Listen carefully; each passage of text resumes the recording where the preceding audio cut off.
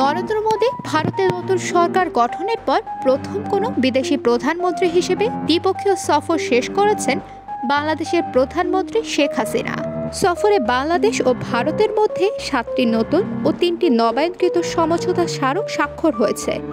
আর এ নিয়ে খেপেছেন পশ্চিমবঙ্গের মুখ্যমন্ত্রী মমতা ব্যানার্জি।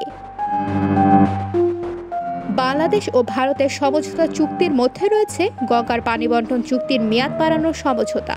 30 বছরের চুক্তির মেয়াদ শেষ হবে 2026 সালে। 2 বছর আগেই এ বিষয়ে পদক্ষেপকে মোদী সরকারের তড়িঘড়ি পদক্ষেপ হিসেবে আখ্যা দিয়েছে পশ্চিমবঙ্গ সরকার।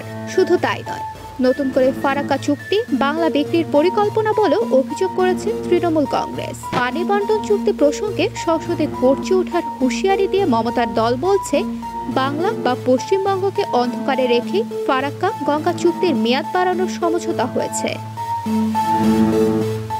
তৃণমূল কংগ্রেসের অভিযোগ, ফারাক্কা গঙ্গা চুক্তিতে রাজ্য সরকারের পক্ষ, কিন্তু নতুন সমঝোতার বিষয়ে রাজ্য সরকারকে কিছু জানানো হয়নি, যা অত্যন্ত খারাপ।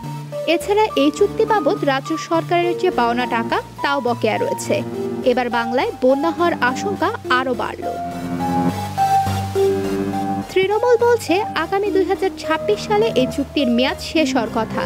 সেখানে তার আগে তড়িঘড়ি এই চুক্তি কেমন করে হলো? কেন্দ্রকে এটা বুঝতে হবে, রাজ্য সরকার সহযোগিতা না করলে তিস্তা পানি বন্টনের মতো চুক্তি থমকে থাকে। ফারাক্কা ইস্যুতে তিস্তা পানি বন্টন নিয়ে প্রচ্ছন্ন হুমকি দিয়ে রাখলো মমতা সরকার।